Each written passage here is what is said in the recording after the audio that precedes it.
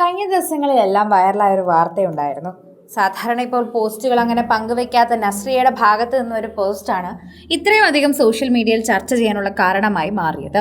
ഇപ്പോഴിതാ നസ്രിയ പങ്കുവച്ചിരിക്കുന്ന പോസ്റ്റിൽ നസ്രിയ ഇപ്പോൾ വളരെയധികം ദുഃഖവതിയാണെന്നാണ് മനസ്സിലാകുന്നത്. റെഡ് ഫ്ലാഗുകൾ കണ്ട് ഓടുന്ന ബുള്ളിനെ കണ്ട് നമ്മൾ പലപ്പോഴും കളിയാക്കി ചോദിച്ചിട്ടുണ്ട് എന്തിനാണ് ഇതിങ്ങനെ ഓടുന്നതെന്ന്. എന്നാൽ ഇപ്പോൾ റെഡ് ഫ്ലാഗുകൾ മാത്രം ജീവിതത്തിലുള്ള എനിക്കത് മനസ്സിലാവുന്നുണ്ട്. ഞാനും ഒരു ബുള്ളായി പോകുന്നു എന്നുള്ളതാണ് സംശയം. റെഡ് കളർ ഇത്ര അട്രാക്റ്റീവ് ആണോ എന്നാണ് പ്രേക്ഷകർ തന്നെ ചോദിക്കുന്നത്. ഫഹദിനെയാണ് ഉദ്ദേശിക്കുന്നതെന്നാണ് പലരും കരുതുന്നത്. എന്നാൽ ഫഹദിനെ കുറിച്ച് ആയിരിക്കില്ല നസ്രിയ ഒരു പക്ഷേ അങ്ങനെ പറയുന്നതെന്നും ഫഹദിനേക്കാൾ ഉപരി ശരിക്കും പറഞ്ഞാൽ മറ്റുള്ള സുഹൃത്തുക്കളെ ആയിരിക്കാൻ നസ്രിയ ഒരു പക്ഷേ ഉദ്ദേശിക്കുന്നതെന്നുമാണ് പ്രേക്ഷകർ പറയുന്നത്. നിലവിൽ പ്രേക്ഷകർ സോഷ്യൽ മീഡിയയിൽ തന്നെ ചർച്ച ചെയ്യുന്ന വിഷയമായും ഇത് മാറുന്നുണ്ട് എന്നതുകൂടി നമ്മൾ പറയണം. ആരാധകർ വളരെയധികം സ്നേഹത്തോടെയാണ് ഈ വാർത്ത ഏറ്റെടുക്കുന്നത്. നസ്രിയോടുള്ള സ്നേഹം കൊണ്ട് തന്നെയാണ് എല്ലാവരും ഇത് ഏറ്റെടുക്കുന്നത്. എന്ത് പറ്റി നസ്രിയ? ആകെ വിഷമത്തിലാണല്ലോ. ഫഹദുമായിട്ട് എന്തെങ്കിലും പ്രശ്നമുണ്ടോ, അല്ലെങ്കിൽ മറ്റെന്തെങ്കിലും കാര്യമാണോ? ഇതാണ് പ്രേക്ഷകർ ചോദിക്കുന്നത്. സോഷ്യൽ മീഡിയയിൽ ഉപയോഗിക്കുന്നവരും വളരെയധികം ചർച്ച ചെയ്യുന്നവരും ഇതേ വിഷയം തന്നെയാണ് സംസാരിക്കുന്നത്.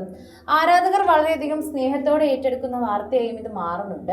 ഓരോ തവണയും പ്രേക്ഷകർ ഏറ്റെടുക്കുന്ന വാർത്ത ഇത് മാറുന്നു എന്ന് നമുക്ക് മനസ്സിലാക്കാനും സാധിക്കുന്നുണ്ട്. സോഷ്യൽ മീഡിയയിൽ തന്നെ നിരവധി പ്രേക്ഷകർ ഏറ്റെടുക്കുന്ന വാർത്തയും അതുപോലെ തന്നെയാണ് എന്ന് പറയാം. പ്രേക്ഷകരുടെ പ്രീതി പിടിച്ചു പറ്റിയ വാർത്തയോടൊപ്പം തന്നെ സോഷ്യൽ മീഡിയ പോസ്റ്റുകളും വളരെ കൃത്യമായി തന്നെയാണ് മനസ്സിലാവുന്നത്.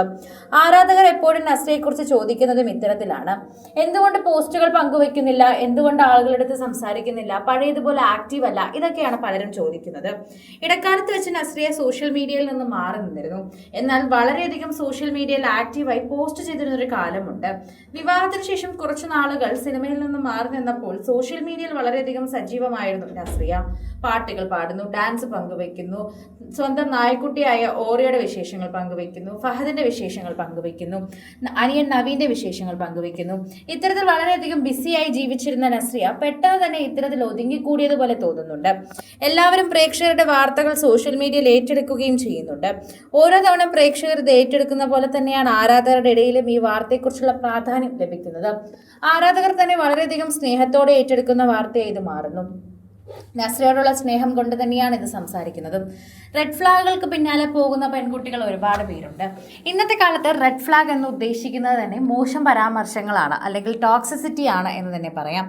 ടോക്സിക് ആയിട്ട് ബന്ധം വരിക, ടോക്സിക് ആയിട്ടുള്ള ആണുങ്ങൾ വരിക, അല്ലെങ്കിൽ റെഡ് ഫ്ലാഗ് ആയിട്ടുള്ള റിലേഷൻഷിപ്പുകൾ എന്ന് പറയുന്നത് നമ്മുടെ ശരീരത്തിനും മനസ്സിൻ്റെ ആരോഗ്യത്തിനും ഒന്നും തന്നെ ഗുണകരമല്ലാത്ത ഒരു റിലേഷൻഷിപ്പിനെയാണ് റെഡ് ഫ്ലാഗ് റിലേഷൻഷിപ്പ് എന്ന് പറയുന്നത്. പാർട്ട്ണറാകാം, സുഹൃത്തുക്കളാകാം, ബന്ധുക്കളാകാം, അച്ഛനും അമ്മയും ആകാം, അങ്ങനെ എന്തും റെഡ് ഫ്ലാഗിൻ്റെ അടിയിൽ വരാം. എന്തുമാത്രമാണോ നമ്മുടെ മനസ്സിനെ വേദനിപ്പിക്കുന്നത് അതിനെയൊക്കെയാണ് റെഡ് ഫ്ലാഗ് ആയിട്ട് കാറ്റഗറൈസ് ചെയ്ത് സാധാരണ തന്നെ എല്ലാവരും പറയുന്നത്. കൂടുതൽ സിനിമ, സീരിയൽ, ചാനൽ വാർത്തകൾക്കും നിങ്ങളുടെ പ്രിയപ്പെട്ട താരങ്ങളുടെ എക്സ്ക്ലൂസീവ് അഭിമുഖങ്ങൾക്കുമായി സബ്സ്ക്രൈബ് ചെയ്യാൻ മറക്കല്ലേ.